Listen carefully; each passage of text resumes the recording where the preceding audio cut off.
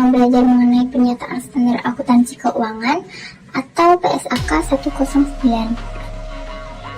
Apa sih tujuan dari PSAK 109?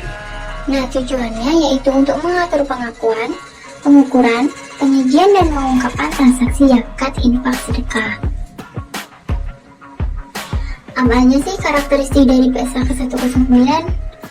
Yang pertama, zakat merupakan kewajiban syariah yang harus diserahkan oleh muzaki kepada mustahik, baik melalui amil maupun secara langsung. Yang kedua, infak sedekah merupakan donasi sukarela, ditentukan maupun tidak ditentukan peruntukannya oleh pemberi infak atau sedekah. Yang ketiga, zakat infak sedekah yang diterima oleh amil harus dikelola sesuai dengan prinsip-prinsip syariah dan tata kelola yang baik. Yang selanjutnya yaitu pengakuan awal zakat. Yang pertama, diakui pada saat kas atau aset lainnya diterima. Yang kedua, diterima dari muzaki, diakui sebagai penambah dana zakat. Yang ketiga, diakui sebagai dana amil untuk bagian amil dan dana zakat untuk bagian non-amil. Yang selanjutnya yaitu pengukuran setelah pengakuan awal. Penurunan nilai aset dari zakat diakui sebagai yang pertama, pengurang dana zakat jika terjadi tidak disebabkan oleh kelalaian amil. Yang kedua, kerugian dan pengurang dana zakat jika disebabkan oleh kelalaian amil. Nah, yang selanjutnya yaitu penyaluran zakat. Diakui sebagai pengurang dana zakat sebesar yang pertama, jumlah yang diserahkan apabila dalam bentuk kas. Yang kedua, jumlah tercatat apabila dalam bentuk aset non-kas. Yang selanjutnya yaitu pengungkapan awal infak sedekah. Yang pertama, diakui sebagai dana infak sedekah terkait atau tidak terkait sesuai dengan tujuan pemberi infak sedekah sebesar yang pertama, jumlah yang diterima jika dalam bentuk kas. Yang kedua, nilai wajar jika dalam bentuk non-kas.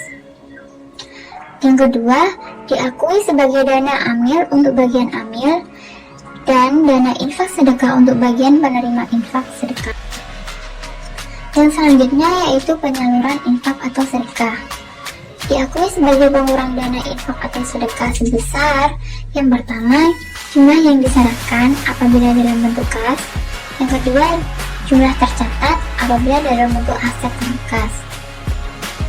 Yang selanjutnya yaitu dana non-halal. Dari kegiatan yang tidak sesuai dengan prinsip syariah, antara lain penerimaan jasa giro atau bunga yang berasal dari bank konvensional, diakui sebagai dana non-halal yang terpisah dari dana zakat, dana infak sedekah, dan dana amil.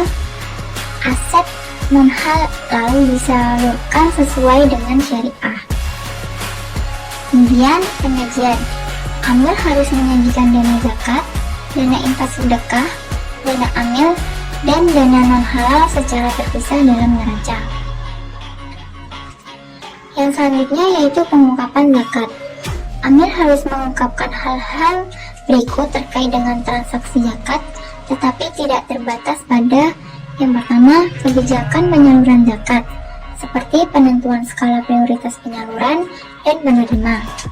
Yang kedua, kebijakan pembagian antara dana amil dan dana non-amil atas penerimaan zakat, seperti persentase pembagian, alasan, dan konsistensi kebijakan.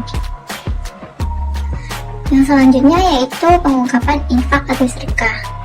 Amil harus mengungkapkan hal-hal berikut terkait dengan transaksi infak atau sedekah, tetapi tidak terbatas pada yang pertama, metode penentuan nilai wajar yang digunakan untuk penerimaan infak sedekah berupa aset non-kas.